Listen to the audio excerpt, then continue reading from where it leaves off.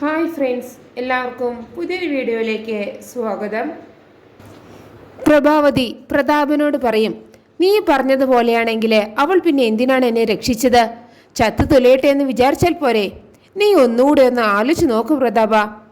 അപ്പോൾ പ്രതാപം പറയും, ചേച്ചി പറഞ്ഞ പോയിന്റ് എനിക്ക് മനസ്സിലായി. എനിക്ക് തോന്നിയൊരു കാര്യം പറയട്ടെ. ആരോ അതിവിദഗ്ധമായി നമുക്കെതിരെ ചരട് വലിക്കുന്നുണ്ട്. നമ്മൾ സംസാരിക്കുന്നതൊക്കെ ആരോ ഒളിഞ്ഞു കേൾക്കുന്നുണ്ട്. അല്ലെങ്കിൽ പിന്നെ നമ്മുടെ പ്ലാൻ എല്ലാം എങ്ങനെ ഫ്ലോപ്പായി?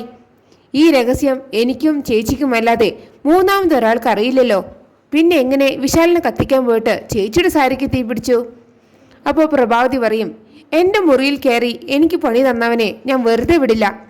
അവൻ ആരായാലും ഈ പ്രഭാവതി അവനെ കണ്ടെത്തിയിരിക്കും. എന്നിട്ടേ അവന് ഞാൻ പച്ചയ്ക്ക് കത്തിക്കും. അതേസമയം പാർവതി എന്തോ ആലോചിച്ച് അങ്ങോട്ടും ഇങ്ങോട്ടും നടക്കുകയാണ് കേട്ടോ. അടുത്ത് ശേഖരനും ഉണ്ട്. അപ്പോൾ മണി വന്നിട്ട് ചോദിക്കും, എന്താ പാർവതി ഒരു ടെൻഷൻ? അപ്പോൾ പാർവതി പറയും, വിശാൽ സാറിൻ്റെ പിറന്നാൾ ഭംഗിയായി നടന്നുവെങ്കിലും ആരോ കണ്ണു വെച്ചതുപോലെ അത് അലങ്കോലമായി. അപ്പം മണി ചോദിക്കും, അലങ്കോലമായിരുന്നോ? എങ്ങനെ? അതിനിപ്പോൾ എന്താ ഉണ്ടായത്? അപ്പോൾ പാർവതി പറയും, പ്രഭാവതി അമ്മയുടെ സാരിക്ക് തീ പിടിച്ചു. എങ്ങനെയെന്ന് അറിയില്ല, കഷ്ടിച്ചാണ് അമ്മ രക്ഷപ്പെട്ടത്. അപ്പോൾ ശേഖരൻ വിചാരിക്കും, ആ ശല്യം അതോടെ തീരുമായിരുന്നു. എന്തിനാണ് നീ പ്രഭാവതിയെ രക്ഷിച്ചത്? അപ്പോൾ മണി പറയും, ഈ പ്രഭാവതിയല്ലേ നിന്നെ ദ്രോഹിക്കുന്നത്? എന്നിട്ട് അവൾക്ക് വേണ്ടി നീ പ്രാർത്ഥിക്കുന്നു, അവളെ രക്ഷിക്കുന്നു. എനിക്കിതൊന്നും മനസ്സിലാവുന്നില്ല. നീ രക്ഷിച്ചില്ലായിരുന്നുവെങ്കിലേ പ്രഭാവതി ചത്തു തുലഞ്ഞേനെ. അപ്പോൾ പാർവതി പറയും, അങ്ങനെയൊന്നും പറയരുത് മണിക്കുട്ട. നമ്മളെ ദ്രോഹിക്കുന്നവരെയും നമ്മൾ സഹായിക്കണം. അല്ലെങ്കിൽ അവരും നമ്മളും തമ്മിൽ പിന്നെ എന്ത് വ്യത്യാസമാണുള്ളത്? അപ്പോൾ ശേഖരൻ മണിയോട് ചോദിക്കും, ആ പ്രഭാവതി പാർവതിയെ ഒരുപാട് ദ്രോഹിച്ചിട്ടുണ്ടോ? അപ്പം മണി പറയും, പ്രഭാവതി ആ താടക ഇനി പാർവതിയെ ചെയ്യാൻ ഒന്നും ബാക്കിയില്ല. അത്രയ്ക്ക് ദ്രോഹിച്ചിട്ടുണ്ട് അതെൻ്റെ പാറുവിനെ. പിന്നെ പ്രഭാവതി എന്ന് മുത്തശ്ശൻ പറയുമ്പോഴേ സ്വന്തം വൈഫിനെ വിളിക്കുന്ന പോലെ ഉണ്ടല്ലോ. അപ്പോൾ പാർവതി പറയും, മുത്തശ്ശനോട് ഇങ്ങനെയൊക്കെയാണോ മണിക്കൂട്ട സംസാരിക്കുന്നത്? പ്രഭാവതി അമ്മയുടെ പേര് പറഞ്ഞ് കളിയാക്കാമോ? അപ്പം മണി പറയും, നിനക്ക് നിന്റെ വില അറിയില്ല. നീ ഇനി എഴുതി വെച്ച പാർവതി, ആ മാജിക് ബോക്സിൻ്റെ പേരിലായിരിക്കും ആ പ്രഭാവതി നിന്നെ ഇനി ദ്രോഹിക്കാൻ പോകുന്നത്. ഇത് കേൾക്കുമ്പോൾ ശേഖരൻ ചോദിക്കും, മാജിക് ബോക്സോ? എന്താ അത്? നീ അത് കണ്ടിട്ടുണ്ടോ മോളെ? അപ്പോൾ പാർവതി പറയും, ഞാൻ ഗായത്രി അമ്മയുടെ പഴയ കുറച്ച് സാധനങ്ങൾ വൃത്തിയാക്കിയപ്പോൾ നല്ല ഭംഗിയുള്ളൊരു പെട്ടി കിട്ടി. അതിനെക്കുറിച്ചാണ് മണിക്കുട്ടൻ പറയുന്നത്. അപ്പോൾ ശേഖരൻ ചോദിക്കും, അത് എവിടെയാണ് ഇരിക്കുന്നത് പാർവതി? എനിക്കൊന്ന് കാണാൻ കൊതിയാവുന്നു, ഒന്ന് കാണാൻ പറ്റുമോ? ഇത് കേൾക്കുമ്പോൾ മണി ചോദിക്കും, മുത്തശ്ശൻ അതെങ്ങനെ കാണാൻ പറ്റും? അപ്പോൾ ശേഖരൻ പറയും, ഞാൻ ഉദ്ദേശിച്ചത് ഒന്ന് തൊട്ട് നോക്കണം എന്നാണ്. ഞാൻ ഇതുവരെ എൻ്റെ ജീവിതത്തിൽ ഒരു മാജിക് ബോക്സ് തൊട്ട് നോക്കിയിട്ടില്ല. അതെവിടെയാ പാർവതി? അപ്പോൾ പാർവതി പറയും, ഞാനത് ചെറിയമ്മയുടെ കയ്യിൽ കൊടുത്തിരിക്കുവാണ്. അപ്പോൾ ശേഖരൻ പറയും, എന്നാൽ മോൾ അത് പോയി ഒന്ന് എടുത്തു കിട്ടുവാ. എനിക്ക് ആ മാജിക് ബോക്സിലൊന്ന് തൊടണം. തൊട്ടാൽ മാത്രം മതി, പ്ലീസ് മോളെ. അതേസമയം ജാസ്മിൻ ഒരു പാട്ടൊക്കെ കേട്ട് ആകെ സങ്കടപ്പെട്ട് എന്താ ആലോചിച്ചിരിക്കുകയാണ് കേട്ടോ. അത് കണ്ടുകൊണ്ട് അവിടേക്ക് വരുന്ന സുശീല ചോദിക്കും, നീയും ആ പാർവതിയെ പോലെ പൈങ്കിളിയായോ? നിന്റെ ബോൾഡ്നെസ്സൊക്കെ എവിടെ പോയി? എന്ത് പറ്റി നിനക്ക്? അപ്പോൾ ജാസ്മിൻ പറയും, ഈ ഞാൻ എവിടെ കിടക്കുന്നു, ആ പാർവതി എവിടെ കിടക്കുന്നു? എന്നിട്ടും അവൾ എന്നെ ഒരു കറിവേപ്പില പോലെ എടുത്തു വലിച്ചെറിഞ്ഞില്ലേ ആൻറ്റി? അപ്പോൾ സുശീല പറയും, പാർവതി എവിടെ നിന്ന് ഓടിച്ചാലേ നമുക്ക് രക്ഷയുണ്ടാകൂ. അപ്പോൾ ജാസ്മിൻ പറയും, എനിക്കതല്ല ആൻറ്റി സങ്കടം. പാർവതിയുടെ ഇപ്പോഴത്തെ സ്റ്റാറ്റസ് കാണുമ്പോഴാണ്. വിശാലിൻ്റെ വൈഫ്, ഗായത്രി ദേവിക്കും ഗോപിനാഥനും മരുമകൾ, എത്രയോ കോടി രൂപയ്ക്ക് അവകാശി. അവളൊന്ന് വിരൽ നൊടിച്ചാൽ ഓടി വരാൻ ആയിരങ്ങൾ. ഇതൊക്കെ അവൾക്ക് എങ്ങനെ സാധിക്കുന്നു? അതും വെറും കുഗ്രാമത്തിൽ നിന്ന് വന്നിട്ട്. അപ്പോൾ സുശീല പറയും, അവളെ കൈമണി അടിക്കാൻ മിടുക്കിയാണ്. അവൾ കുലസ്ത്രീ കളിച്ചാണ് ഈ വീട്ടിൽ കയറി പറ്റിയത്. ഉള്ളിൽ കളങ്കമില്ലാത്ത നമുക്ക് അതൊന്നും അറിയില്ലല്ലോ.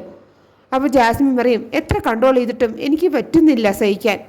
അവൾ ഇരിക്കുന്ന സ്ഥാനത്തിരിക്കേണ്ടതേ ഞാനാണ്, ഈ ജാസ്മിൻ. ആ പാർവതിക്ക് എന്ത് യോഗ്യതയാണുള്ളത്? അപ്പോൾ സുശീല പറയും, ഇത് കുട്ടിച്ചാത്തൻ സേവ തന്നെയായിരിക്കും മോളെ. പാർവതി ചാത്തനെ വെച്ചാൽ കളിക്കുന്നത്. അല്ലെങ്കിൽ സ്വിച്ച് ഇട്ടതുപോലെ കോടീശ്വരി ആവാൻ പറ്റുമോ? ഈ വീട്ടിലുള്ളവരെയെല്ലാം ഇതുപോലെ മയക്കിയെടുക്കാൻ പറ്റുമോ? ഇത് കേൾക്കുമ്പോൾ ജാസ്മിൻ ചോദിക്കും, സത്യത്തിൽ ആൻറ്റി അമേരിക്കയിൽ നിന്ന് തന്നെയാണോ വന്നത്, അതോ കുതിരവട്ടത്തിൽ നിന്നോ? അപ്പോൾ സുശീല പറയും, നിന്നേക്കാൾ ദേഷ്യമുണ്ട് മോളെ എനിക്ക് അവളോട്. എന്തു പറയാനാണ്? എൻ്റെ ബ്രദറിന് ബോധമില്ലാതായി പോയി. മൊത്തം സ്വത്തും അവളുടെ പേരിൽ എഴുതി വെച്ചിട്ട് അനങ്ങാൻ പോലും പറ്റാതെ കിടപ്പിലായില്ലേ ഇപ്പോൾ? വിശാലും ഇപ്പോൾ പാർവതിയുടെ പാവാട ചരടിലായി. ഇനി എന്ത് ചെയ്യണമെന്ന് അറിയില്ല എനിക്ക്. അപ്പോൾ ജാസ്മിൻ ചോദിക്കും, ഈ പാർവതിയെ പഞ്ഞിക്കിടാൻ ഒരു വഴിയില്ല ആൻറ്റി. അപ്പോൾ സുശീല പറയും, എത്രയോ പേർക്ക് പണി കൊടുത്തിട്ടുള്ളവളാണ് ഈ സുശീല. എനിക്ക് അല്പം സമയം താമോളെ, ഞാൻ കാണിച്ചു തരാം കളി. അവളെ ഞാൻ ഈ വീട്ടിൽ നിന്ന് തുരുത്തും. വേണ്ടി വന്നാലേ ഈ ഭൂമിയിൽ നിന്ന് തന്നെ ഞാൻ അവളെ തുടച്ചു നീക്കും. അതേസമയം പാർവതി പോയിട്ട് രാധികയോട് ചോദിക്കും, ഞാൻ അന്ന് ചെറിയമ്മയെ ഏൽപ്പിച്ച ആ മാജിക് ബോക്സ് എനിക്ക് തിരിച്ചു തരുമോ? ഇത് കേൾക്കുമ്പോൾ രാധിക ചോദിക്കും, തരാം, പക്ഷേ നിനക്കിപ്പോൾ എന്തിനാ ബോക്സ്? അപ്പോൾ പാർവതി പറയും, അത് എനിക്ക് വേണ്ടിയല്ല ചെറിയമ്മേ, മുത്തശ്ശനാണ്. ഞാൻ ആ മാജിക് ബോക്സിൻ്റെ കാര്യം പറഞ്ഞപ്പോൾ ഒന്ന് കാണണമെന്ന് അദ്ദേഹം പറഞ്ഞു. കാണാനല്ല, ഒന്ന് തൊട്ട് നോക്കണമെന്നാണ് അദ്ദേഹം പറയുന്നത്. അപ്പോൾ രാധിക ചോദിക്കും, അതിനിപ്പോൾ ഒറിജിനൽ ബോക്സ് തന്നെ വേണമെന്ന് അയാൾക്ക് എന്തെത്ര നിർബന്ധം? ഏതെങ്കിലും ഒരു ബോക്സിൽ തൊട്ടാൽ പോരെ? അയാളുടെ മനസ്സിൽ എന്തോ ഒരു കള്ള ഉള്ളതുപോലെ എനിക്ക് തോന്നുന്നു. ശരിക്കും അയാൾ ആരാണ്? അയാളെന്തെനിക്ക് എവിടെതാ കിട്ടിയത്? അപ്പോൾ പാർവതി പറയും, അദ്ദേഹം ആരാണെന്നൊന്നും എനിക്കറിയില്ല. വഴിയിൽ വെച്ച് കണ്ടപ്പോൾ പാവം തോന്നി കൂട്ടിക്കൊണ്ട് വന്നതാണ്. അപ്പോഴാണ് അവിടേക്ക് വിശാൽ വരുന്നത്. എന്നിട്ട് ചോദിക്കും, എന്താ രണ്ടുപേരും കൂടെ ഒരു രഹസ്യ ചർച്ച? അപ്പോൾ രാധിക പറയും, ഒരു രഹസ്യം ഇല്ല മോനെ, നീ പാർവതി അന്വേഷിച്ച് വന്നതാണെങ്കിലേ ഇതാ നിൽക്കുന്നു, കൂട്ടിക്കൊണ്ട് പോയിക്കോ. എന്നിട്ട് ആ മാജിക് ബോക്സ് എടുത്ത് കൊടുക്കുകയാണ് കേട്ടോ. അത് കാണുമ്പോൾ വിശാൽ ചോദിക്കും, ഇതമ്മ എനിക്ക് തന്ന മാജിക് ബോക്സ് അല്ലേ, ഇതെങ്ങനെ ചെറിയമ്മയുടെ കയ്യിൽ വന്നു? അപ്പോൾ രാധിക പറയും, നിന്റെ മുറിയിലിരുന്നാൽ പ്രഭാവതി ഇത് നശിപ്പിച്ച് കളയുമെന്ന് കരുതി പാർവതി എന്നെ ഏൽപ്പിച്ചതാണിത്. ഇത് മേടിക്കാനാണ് പാർവതി ഇപ്പോൾ വന്നത്. അപ്പോൾ വിശാൽ പറയും, ഇതിൽ തൊടുമ്പോൾ തന്നെ അമ്മയുടെ ഓർമ്മകൾ വരും. എന്നിട്ട് പാർവതിയോട് ചോദിക്കും, ഇതിപ്പോൾ നിനക്കെന്തിനാ? അപ്പോൾ രാധിക പറയും, ആ ചന്ദ്രേട്ടനില്ലേ, ആ കണ്ണു കാണാത്ത ആള്, അയാൾക്ക് ഇതിലൊന്ന് തൊട്ടു നോക്കണമെന്ന്. അപ്പോൾ വിശാൽ ചോദിക്കും, എന്തിന്?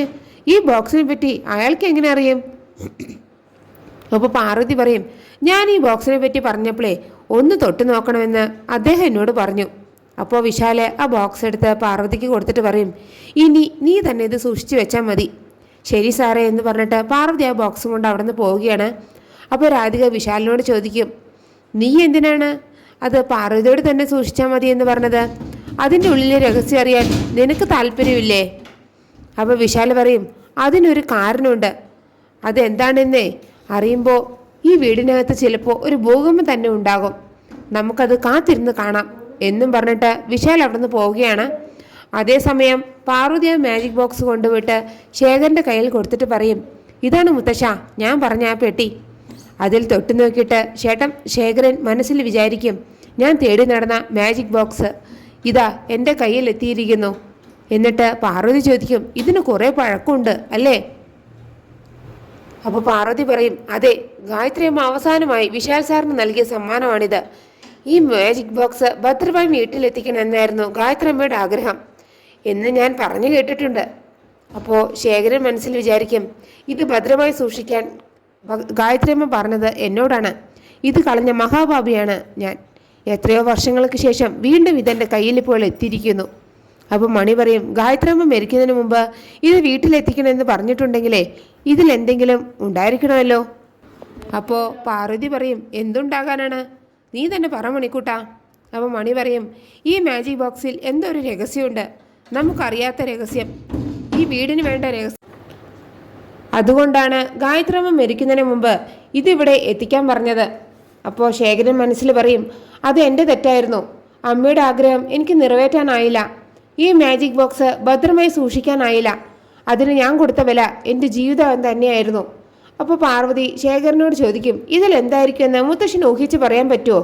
മുത്തശ്ശൻ ഊഹിക്കാൻ മിടുക്കനല്ലേ? അപ്പോൾ ശേഖരൻ പറയും, ഈ മാജിക് ബോക്സിലെ രഹസ്യത്തിന് ജീവൻ്റെ വിലയാണ് മോളെ. അതൊരു പ്രാണരഹസ്യമാണ്, ഒരു പ്രാണരഹസ്യം. ഇത് കേട്ട് ഞെട്ടി നിൽക്കുന്ന പാർവതിയെ കാണിച്ചുകൊണ്ടാണ് ആ എപ്പിസോഡ് അവസാനിക്കുന്നത്. നിങ്ങൾക്ക് എൻ്റെ റിവ്യൂ ഇഷ്ടമായാൽ മറക്കാതെ എല്ലാവരും ലൈക്കും സബ്സ്ക്രൈബും തന്നെ എന്നെ സപ്പോർട്ട് ചെയ്യണേ പ്ലീസ്.